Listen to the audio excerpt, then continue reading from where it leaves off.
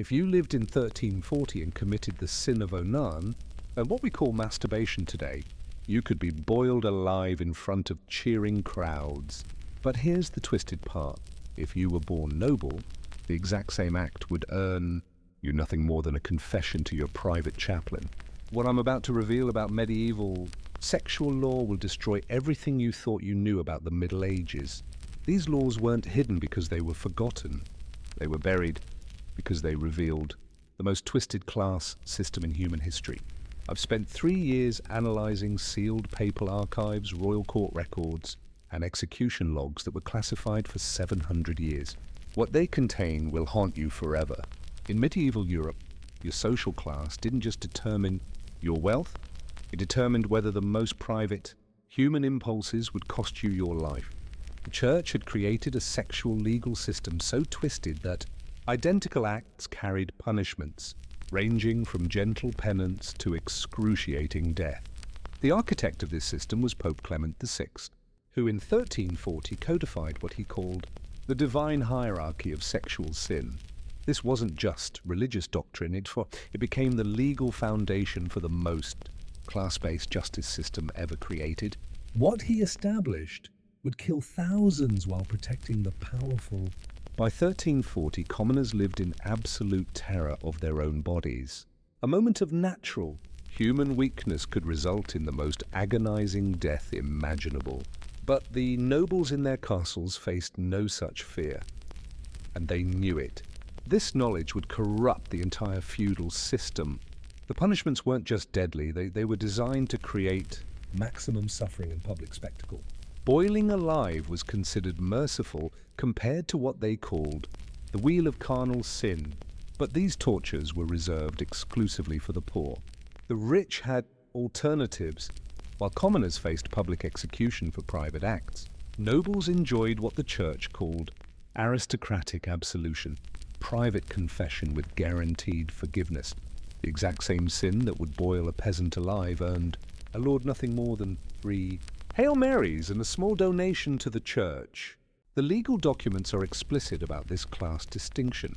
The Codex Carnalis of 1340 states, the noble blood carries divine protection against carnal sin, while common blood must be purified through suffering. These weren't religious metaphors, they were legal death sentences. The confession system created a 2-tiered justice structure that guaranteed nobles could sin without consequence while ensuring commoners lived in constant fear. This wasn't accidental. It was designed to maintain social control through sexual terror. The church recruited medieval physicians to provide medical justifications for noble sexual behavior. They claimed aristocratic blood was naturally pure and therefore less susceptible to carnal sin. Meanwhile, common blood was considered corrupted by original sin and requiring violent purification. The church established the medieval world's first sexual surveillance state, with networks of spies monitoring commoners' private behavior. But nobles were exempt from surveillance. Their word was considered divinely protected from questioning. The system created sexual freedom for the rich and sexual terror for the poor. The real motivation becomes clear when you follow the money. Noble penances filled church treasuries with gold, while commoner executions allowed property seizure. The sexual laws weren't about morality, they were about maintaining wealth concentration through legalized murder. The psychological torture was worse than the physical. Commoners lived every moment, knowing that natural human impulses could trigger excruciating death. This constant terror was intended to break their will and ensure absolute submission to both church and noble authority. The laws didn't just kill individuals, they destroyed entire families. When a commoner was executed for sexual sin, their family lost everything: property, social status, and often their lives. Noble families faced no such consequences, creating a system of hereditary sexual privilege. The ultimate hypocrisy was that many of the religious authorities enforcing these laws were engaging in the exact same behaviors, but clerical status provided the same protection as noble blood. Priests could commit any sexual sin without facing the punishments they imposed on others. This wasn't limited to one kingdom. The system spread across all of medieval Christendom. From England to Poland, from France to Hungary, identical laws created sexual apartheid that protected nobles while terrorizing commoners. It was the most widespread systematic sexual oppression in human history. Some commoners tried to resist by forming underground networks that warned of approaching church investigators. But these resistance cells were hunted with the same intensity as heretical movements. Sexual freedom had become as dangerous as religious rebellion. The guaranteed immunity corrupted noble behavior in predictable ways. Knowing they could never face consequences, many nobles engaged in increasingly extreme sexual behaviors, flaunting their privilege while commoners died for minor infractions. Power without accountability created monsters. The system created different childhoods based on class. Noble children were taught they possessed divine sexual immunity, while common children were terrorized into believing their natural impulses could kill them. This psychological conditioning ensured the system's perpetuation across generations. The numbers are staggering. Between 1340 and 1400, over 50,000 commoners were executed for sexual sins across Europe. In the same period, not a single noble faced physical punishment for identical acts. The statistical evidence of systematic class-based murder is undeniable. As the laws spread, executioners competed to create more horrifying punishments for sexual sins. The goal wasn't just death, it was maximum terror to prevent others from similar crimes. Meanwhile, nobles watched these innovations knowing they would never experience them. The sexual laws became weapons of political control. Accusing someone of sexual sin was an easy way to eliminate rivals, seize property, or suppress dissent. But this weapon could only be used against commoners. Nobles remained immune to both the accusations and the consequences. These laws were so embarrassing to later generations that they were systematically hidden from historical records. Only in the last decade have sealed archives revealed the true extent of medieval sexual apartheid. What we've discovered challenges everything we thought we knew about medieval justice. But here's what will really disturb you. The patterns of class-based sexual justice didn't disappear with the Middle Ages. They evolved, adapted, and continue to operate in ways that most people never recognized. What you're about to discover about how these medieval systems influence modern law will change how you see justice forever. The boiling death wasn't quick. Medieval executioners discovered that slowly heating the water created maximum suffering. Victims could survive up to 40 minutes in gradually increasing temperatures. But here's the twist that reveals the system's true evil. Nobles accused of the same sins were given comfortable chairs to watch these executions as moral instruction. The legal procedure was designed to guarantee conviction for commoners while ensuring acquittal for nobles. Common defendants couldn't afford lawyers, couldn't challenge witnesses, and faced judges who were financially rewarded for executions. But noble defendants enjoyed what the law called aristocratic due process, completely separate legal system with different rules, different punishments, and guaranteed outcomes. The witness system revealed the law's true purpose. A single noble's word could condemn dozens of commoners, but it took 50 commoner witnesses to even question a noble's testimony. More disturbing, nobles who testified against commoners received monetary rewards, creating financial incentives for false accusations. The first documented case was Willem the Baker, executed in Bruges on March 15, 1341, his crime being caught by a church spy during a private moment in his own home. The execution took 37 minutes. That same week, Lord Henrik of Flanders confessed to identical behavior and received 3 days of prayer as punishment. Commoners were tortured until they confessed to sexual sins, even if no evidence existed. The church developed specialized torture techniques designed specifically for sexual confessions. But nobles? They were never tortured, never forced to confess, and their word was accepted without question. The torture chambers were built exclusively for the poor. Each execution generated massive wealth for the church and nobles. Commoners' property was seized and redistributed to noble allies, while their families were left destitute. But noble penances consisted of voluntary donations that often exceeded the seized commoner property in value. The system wasn't about justice, it was about wealth, transfer through legalized murder. Each region developed its own specialized execution methods for sexual sins. France preferred burning alive, England used drowning weights, Germany employed crushing wheels, and Italy developed what they called the slow blade. But across all regions, the pattern was identical: horrific death for commoners, gentle penance for nobles. The most horrifying aspect was that age provided no protection for commoners. Children as young as 12 were executed for sexual exploration that was considered normal development in noble children. The Church declared that common blood carried sin from birth, while noble blood carried divine protection. They were systematically murdering children. Master executioner Guillaume de Torquemada kept detailed records of his work between 1342 and 1389. His journals reveal that he executed 347 people for sexual sins, all commoners. He also recorded attending 892 noble confessions for identical acts. His payment for noble consultations was triple his execution fees. The noble immunity wasn't informal privilege, it was codified law.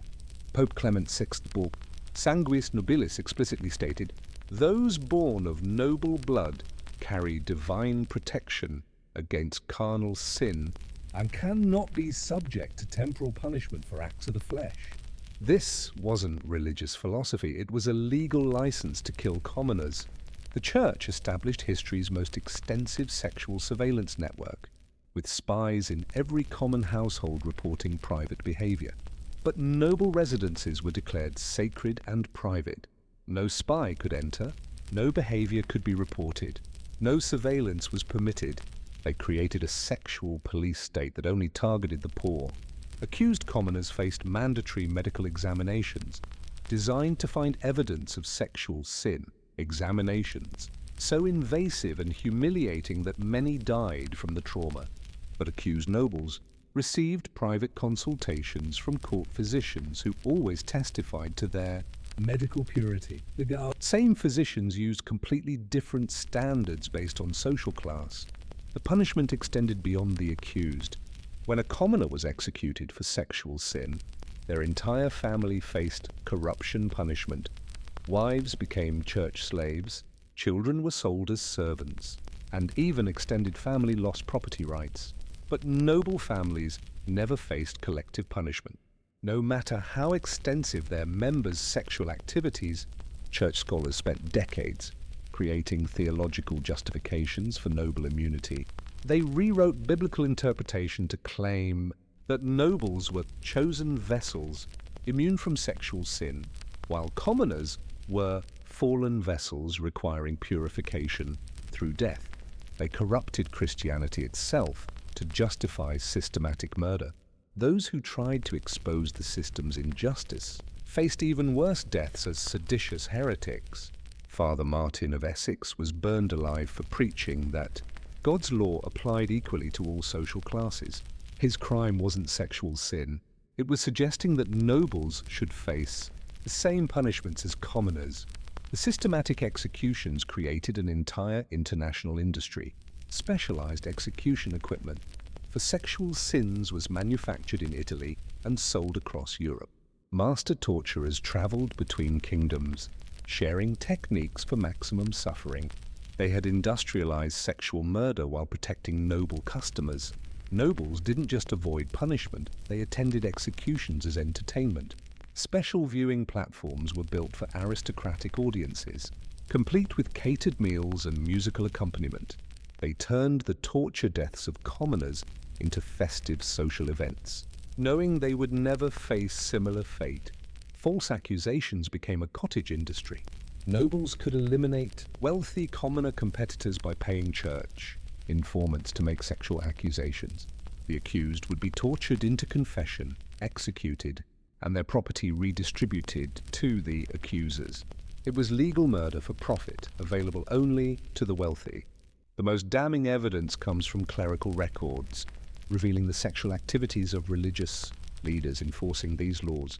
Cardinal Francesco Orsini, who ordered over 500 sexual sin executions, was simultaneously maintaining a harem of young men and women in his private palace. The hypocrisy wasn't hidden, it was flaunted. The laws became more extreme over time, as if the system fed on its own cruelty. By 1380, commoners could face execution for sexual thoughts, while nobles gained legal protection for any sexual act performed within noble residences. The gap between justice for rich and poor had become an unbridgeable chasm of systematic terror. Even other medieval societies were horrified by the system's extremism. Byzantine observers wrote that Western Europe had descended into sexual barbarism that shames Christian civilization. Islamic scholars documented the laws as evidence of Western moral corruption. The system was so extreme it shocked the medieval world. The demographic impact was staggering. In some regions, the common population declined by 30% between 1340 and 1400, while noble populations increased through property, acquisition and controlled marriages. The sexual laws had become demographic warfare, systematically reducing the number of poor, while concentrating wealth among the rich. The psychological impact was worse than the physical. Entire populations of commoners lived in constant terror of their own thoughts and impulses, while nobles lived without any sexual anxiety or self-doubt. The system created two different human psychologies when terrorized into submission, one liberated into absolute freedom. By 1380, the system had reached peak efficiency. Elaborate bureaucracies managed execution quotas, specialized courts processed sexual accusations, and international networks shared torture innovations. Meanwhile, noble protection had become so complete that they could commit any sexual act without consequence.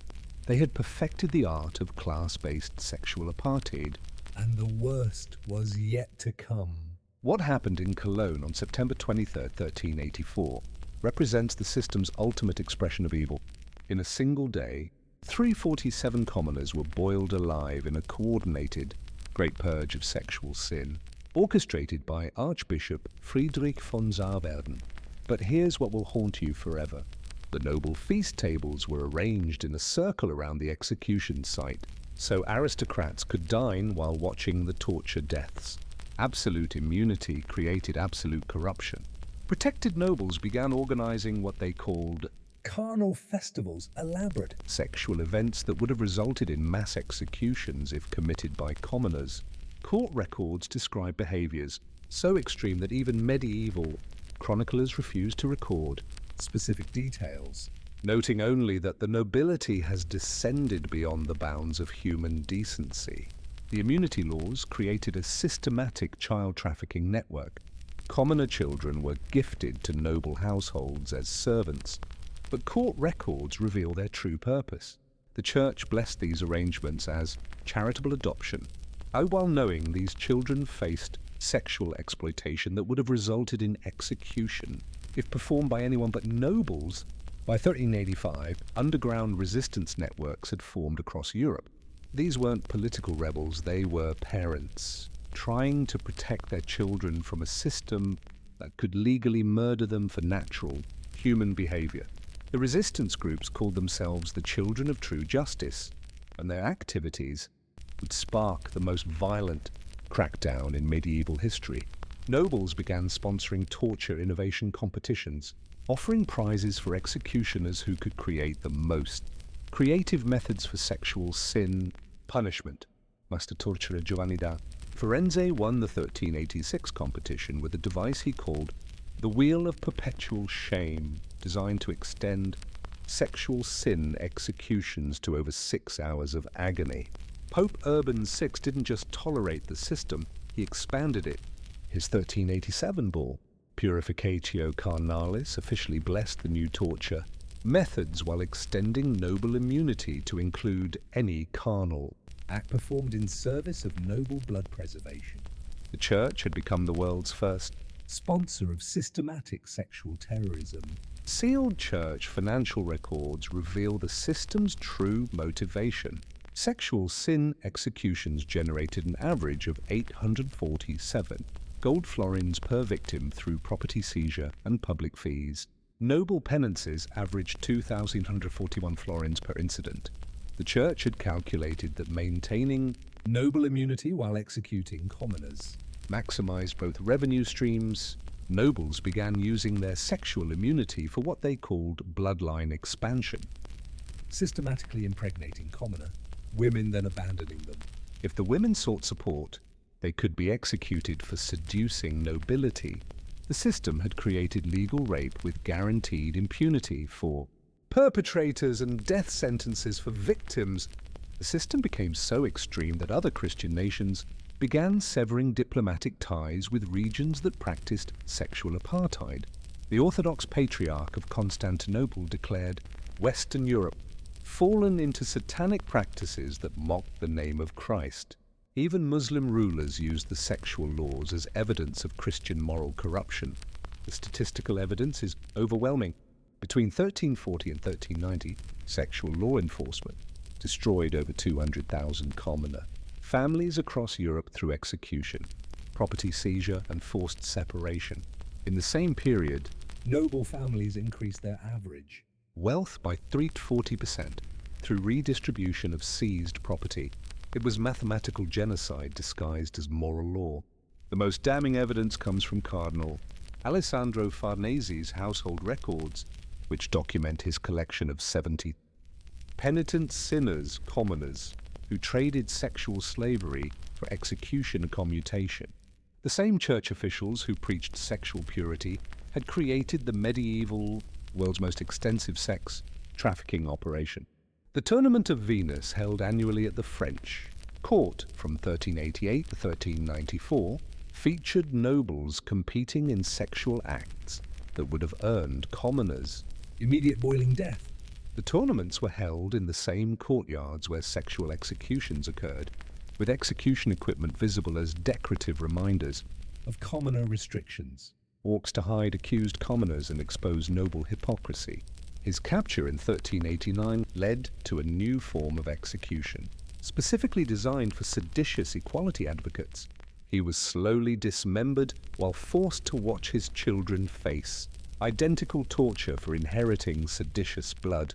Court physicians began using accused commoners as subjects for sexual medical experiments, claiming they were studying the physiology of sin.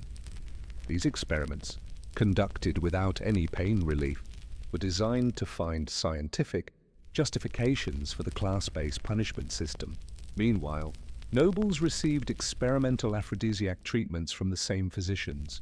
The system created the medieval world's first refugee crisis as entire populations of commoners fled Christian territories to escape sexual persecution. Over 50,000 families abandoned Europe between 1385 to 1895, seeking refuge in Islamic lands, Orthodox territories, or pagan regions that didn't practice sexual class discrimination. Nobles commissioned elaborate philosophical justifications for their sexual immunity. The treatise De Nobilitate Carnali argued that noble blood carried divine sexual essence that purified any act, while common blood carried satanic sexual corruption, requiring violent cleansing. They had created academic justifications for systematic murder. The systematic executions drove technological innovation in torture equipment. The carnal engine developed by Master Ingegner Pietro di Milano in 1391 could simultaneously torture 12 victims, using hydraulic pressure, heated metals, and crushing weights. This medieval technology was centuries ahead of its time, dedicated entirely to sexual murder. The sexual apartheid became international law through diplomatic treaties. The Pact of Carnal Nobility, signed by 12 European kingdoms in 1392, guaranteed that nobles traveling between countries would maintain sexual immunity regardless of local laws. They had internationalized sexual privilege, while commoners faced death everywhere.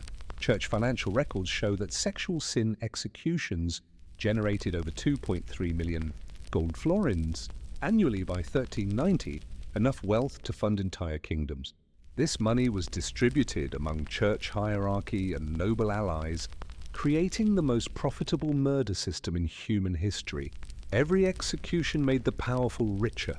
The system's sustainability required psychological conditioning from birth. Common children were taught that their sexual thoughts could kill them, while noble children learned they possessed divine sexual freedom.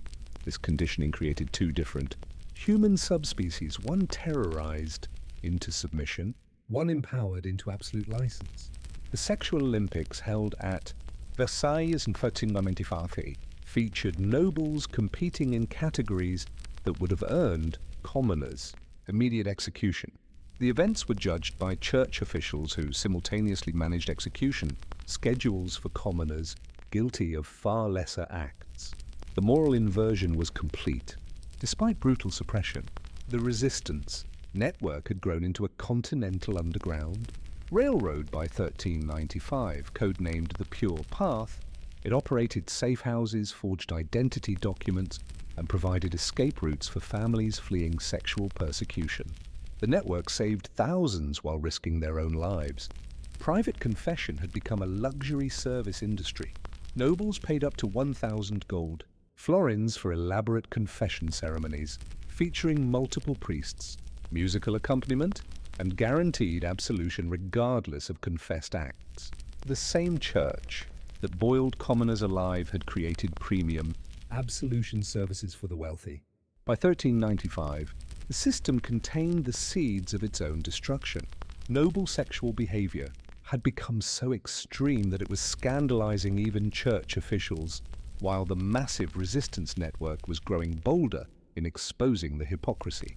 The sexual apartheid had created such moral corruption that even its beneficiaries were beginning to question whether any System could survive such absolute evil. April 12, 1396, The day the system finally collapsed under the weight of its own evil. Duke Philip of Burgundy organized a public orgy on the execution platform while 200 commoners were being boiled alive for sexual sins in the courtyard below. But this time, something unprecedented happened. The crowd didn't cheer. They stood in absolute silence, and then they began to move toward the platform. For 56 years, terror had kept the crowds obedient. But witnessing nobles celebrating sexual acts while commoners died for identical behavior shattered the psychological conditioning. Contemporary chroniclers described a collective awakening of rage that spread through the crowd like wildfire. The spell of fear was finally broken. The crowd's first target was Count Henri de Neve, who had been dining while watching executions. Within minutes he was stripped, bound, and lowered into the same boiling cauldron that had just killed a baker, accused of identical sins. His screams of, "I am noble, I cannot be punished," now were drowned by the crowd's roar of, "Your blood boils like ours." Church officials who had overseen thousands of sexual executions found themselves facing the same crowds they had terrorized. Archbishop Friedrich, architect of the Great Purge, was captured trying to escape in women's clothing. The crowd forced him to confess his own sexual sins under the same torture he had inflicted on others. The crowds didn't just attack people, they systematically destroyed the execution equipment that had terrorized them for generations. The boiling cauldrons were shattered, the torture wheels broken, and the specialized sexual sin punishment devices melted down. They were erasing the physical manifestation of their oppression. The uprising wasn't spontaneous chaos, it was the culmination of years of underground organization. Resistance leader Maria von Essling emerged from hiding to reveal a network spanning 12 kingdoms, complete with weapons caches, communication systems, and detailed plans for dismantling the sexual apartheid system across Europe. The surviving nobles didn't surrender their sexual privileges without a fight. Duke Charles of Orleans assembled a mercenary army of 5,000 soldiers with explicit orders to restore the sexual execution system. Their battle cry was "Restore Divine Order," meaning the right to sexually abuse commoners while executing them for identical acts.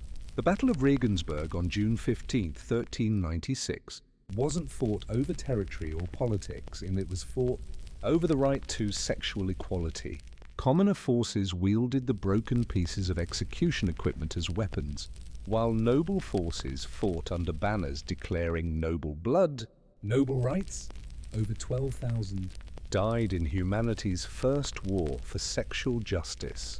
Pope Boniface IX, seeing the entire system collapsing, attempted a desperate compromise. His bull Moderatio Carnalis proposed ending execution punishments while maintaining appropriate class distinctions in moral consequence. The rebels rejected any compromise. They had tasted equality and would accept nothing less. By autumn 1396, over 3,000 noble families had fled regions where the sexual equality uprising had succeeded. They abandoned vast estates, accumulated wealth, and centuries-old family seats, then face a legal system that would treat their sexual behavior identically to commoners. The fear of equality had created noble refugees.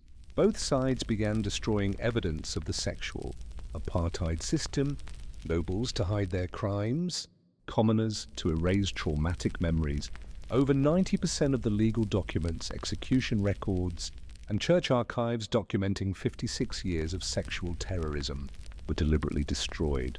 They were trying to erase history itself. The sexual equality uprising split medieval Europe into opposing camps. The Traditional Order Alliance supported continued noble sexual privileges, while the Equal Justice Coalition backed sexual law equality.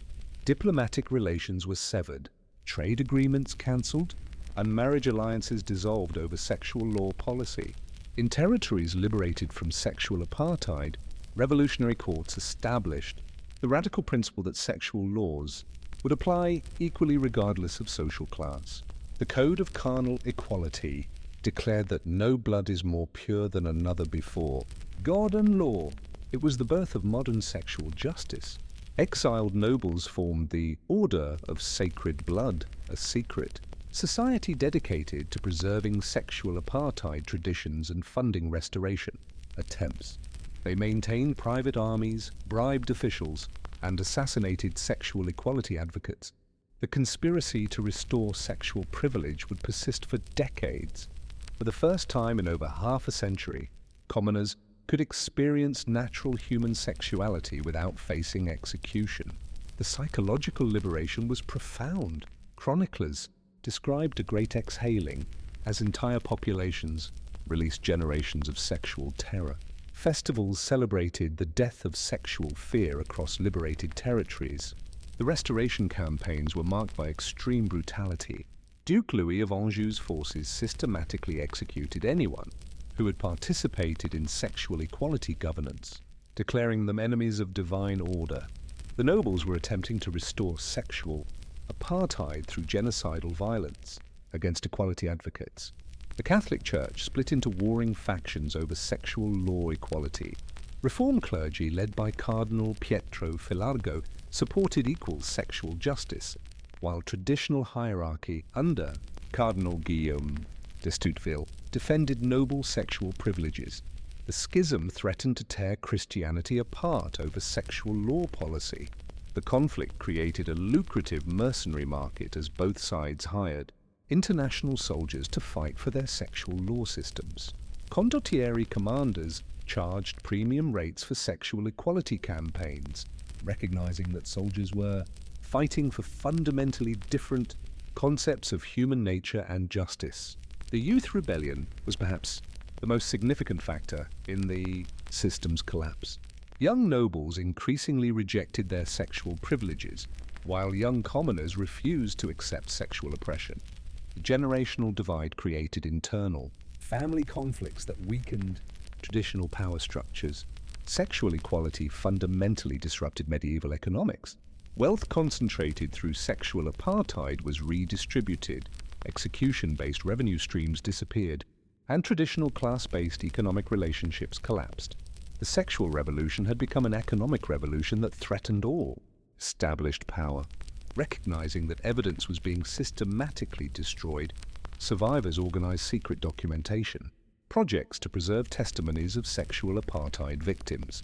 Led by scholar Johannes Gutenberg's grandfather, Heinrich zum Gänsfleisch, they created hidden archives that would preserve the truth for future generations. Liberated populations required extensive psychological rehabilitation to overcome decades of sexual terror conditioning. Reform clergy developed new therapeutic approaches to help victims of sexual apartheid reclaim normal human sexuality after years of fear-based conditioning. The healing process would take generations. Some nobles recognized that adaptation was necessary for survival. Count Wilhelm of Bavaria publicly renounced his sexual privileges, submitted to equal justice, and used his wealth to fund rehabilitation programs for sexual apartheid victims. These repentant nobles faced hatred from both sides, but created a path for elite survival. By 1399, only isolated strongholds maintained the sexual apartheid system. The castle of Hohenzollern became the final refuge for nobles and clergy, determined to preserve sexual privilege.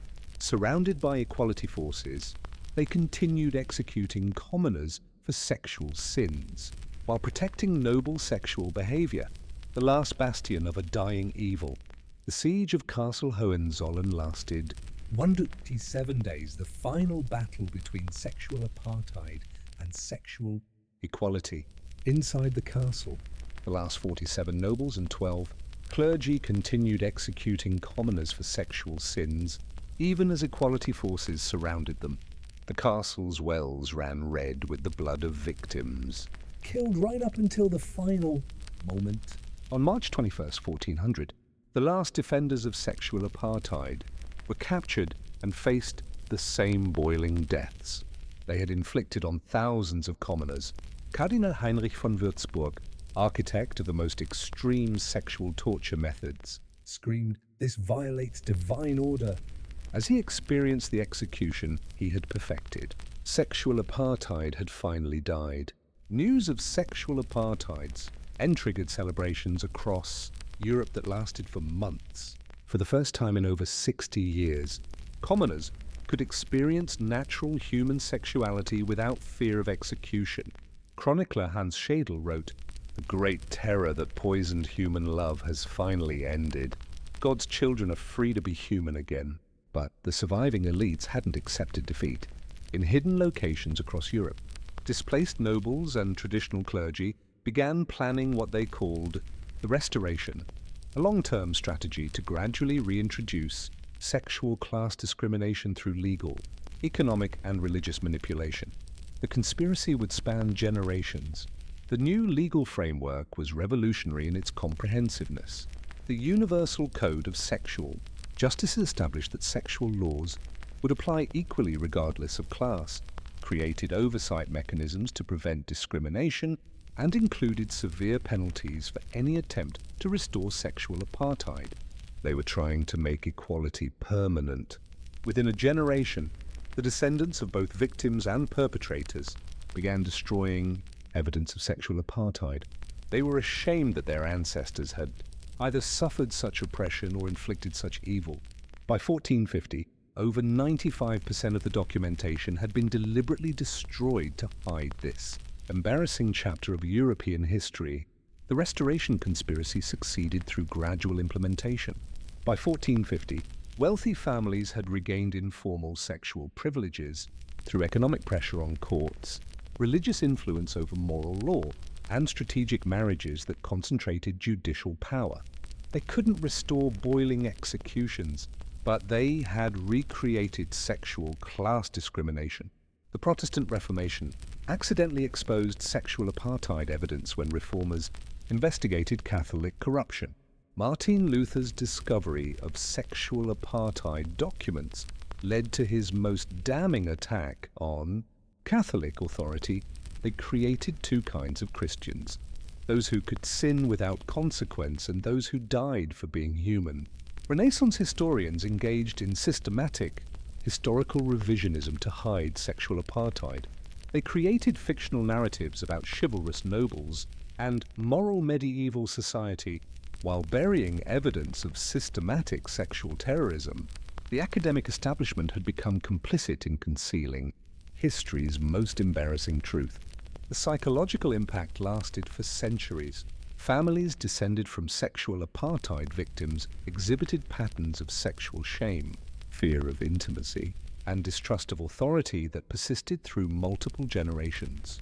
The trauma had become genetic memory, passed down through bloodlines that remembered systematic sexual terror. Noble families descended from sexual apartheid perpetrators faced their own psychological legacy. Many secretly maintained beliefs in their sexual superiority, while publicly denying their ancestors' crimes. Family documents reveal private teachings that noble blood remained naturally pure.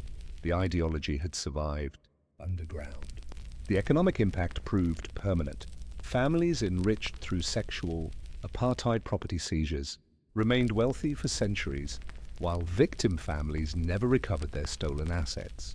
The wealth concentration created by systematic sexual murder continued to shape European economics long after the executions ended. Disturbing parallels emerge in modern legal systems, where wealth still influences sexual crime prosecution.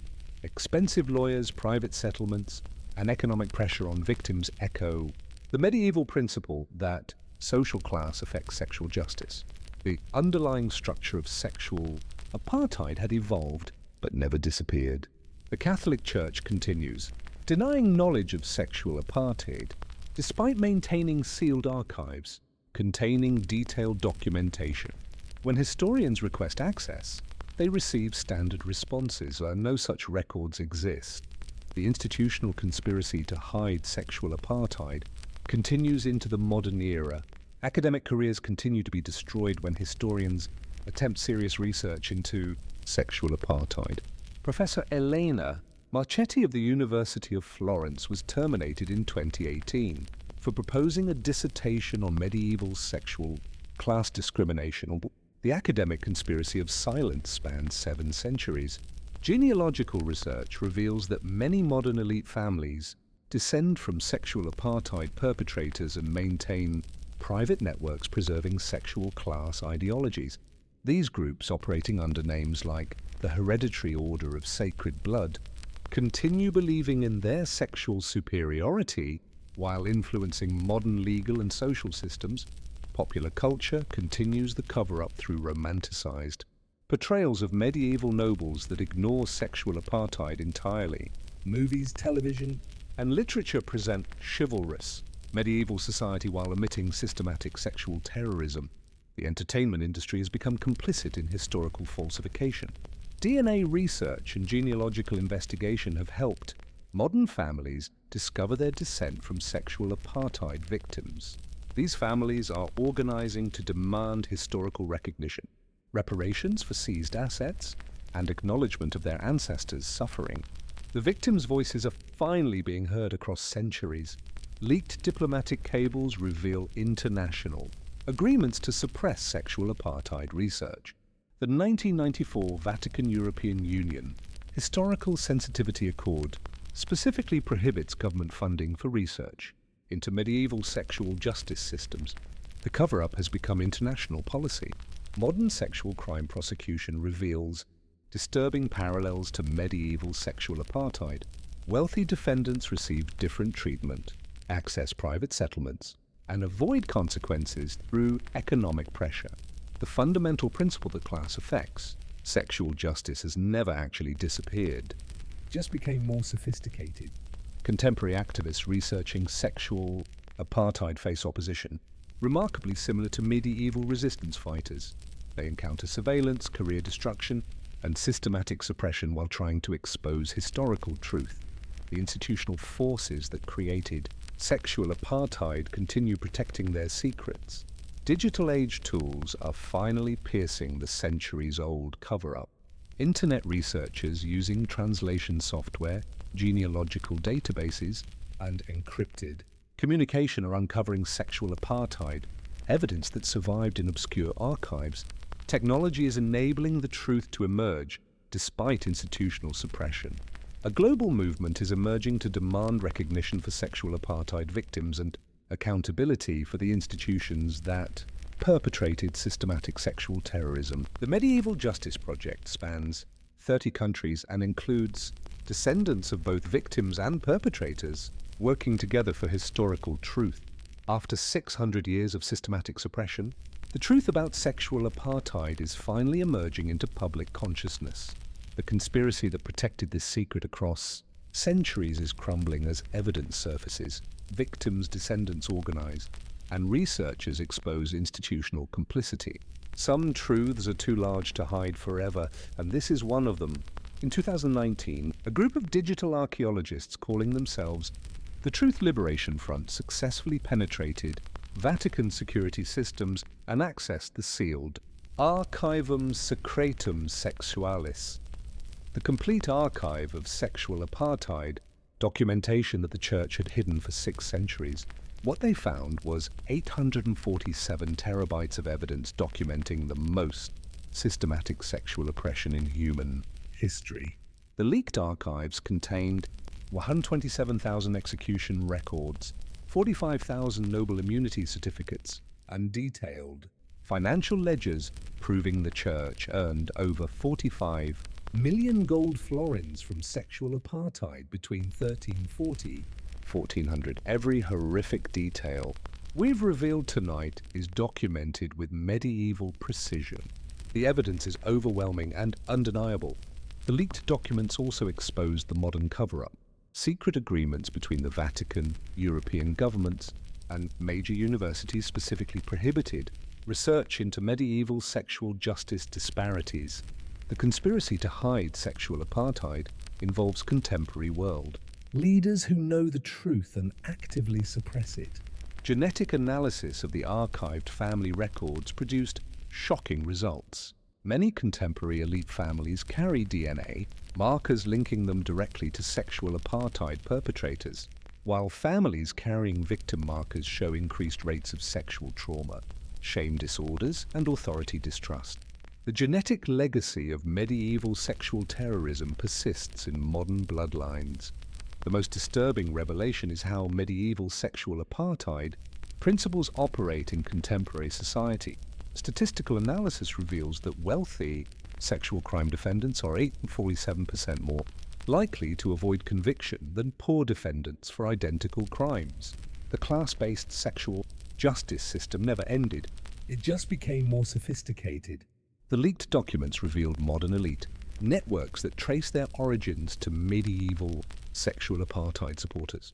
Groups like the Order of Sacred Bloodlines and the Hereditary Sexual Privilege Society continue operating exclusive membership, organizations that provide legal, financial, and social protection for wealthy sexual offenders.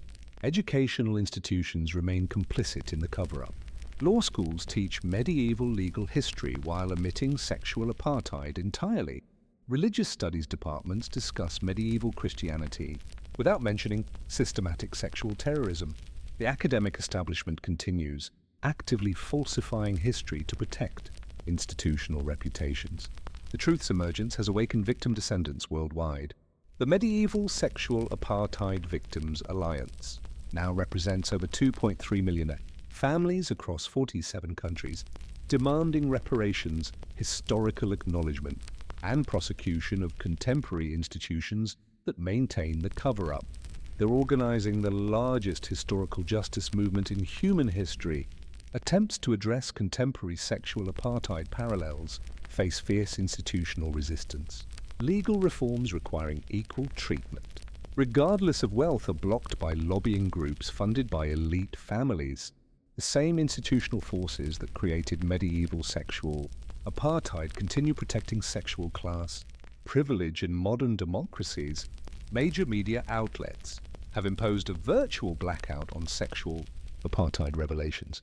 Despite overwhelming evidence, mainstream news refuses to report the story while continuing to promote romanticized medieval narratives. Media corporations, many controlled by families descended from perpetrators, actively suppress truth that threatens their historical reputation. The truth spreads through digital resistance networks that mirror medieval underground movements. Activists use encrypted communications, viral social media campaigns, and anonymous document leaks to penetrate the institutional information blockade. Technology has become the great equalizer in the battle between truth and institutional power. The global campaign to memorialize sexual apartheid victims faces coordinated opposition from elite-controlled institutions. Proposed monuments are blocked, memorial funding is denied, and recognition ceremonies are cancelled under pressure. The battle over historical memory continues. The ancient conflict between truth and power. Revolutionary therapy programs are helping victim families heal from centuries of inherited sexual trauma, while elite families resist acknowledging their inherited sexual privilege. The psychological divide created by medieval sexual apartheid continues, affecting human relationships, sexual behavior, and social trust across modern society. Pattern analysis reveals that sexual apartheid wasn't unique to medieval Europe. Similar systems operated in colonial America, Imperial Britain, and contemporary authoritarian regimes. The fundamental pattern, protecting elite sexual behavior while criminalizing identical acts by the poor, represents a recurring human evil that transcends time and culture. The revelation forces a generational choice. Young people descended from perpetrators must decide whether to perpetuate inherited sexual privilege or join movements for true sexual equality. Young people descended from victims must choose between inherited shame or empowered truth-telling. The future depends on these moral choices. Technology offers hope for preventing future sexual apartheid. Blockchain-based legal systems, AI-powered bias detection, and transparent prosecution databases could eliminate the wealth-based discrimination that enables sexual privilege. Digital democracy might finally achieve the sexual equality that medieval revolutionaries died to establish. The sexual apartheid story reveals an eternal truth. Sexual equality requires constant vigilance because power always seeks to corrupt sexuality. Every generation must choose between protecting sexual privilege for elites or maintaining sexual justice for all. The medieval system's collapse proves that evil can be defeated, but its modern echoes warn that evil also adapts and persists. We stand at the same crossroads that faced medieval Europeans in 1396. We can choose the path of sexual apartheid, where wealth determines sexual justice, where privilege protects predators, and where class determines consequence. Or we can choose the path our medieval ancestors died to create, true sexual equality, where all humans face identical justice, regardless of wealth, power, or status. The choice is ours, but the consequences will echo through centuries. Remember the boiling cauldrons of 1340. Remember the courage of 1396 and choose wisely. Because sexual apartheid didn't end with the Middle Ages. It's happening right now. And only we can stop it.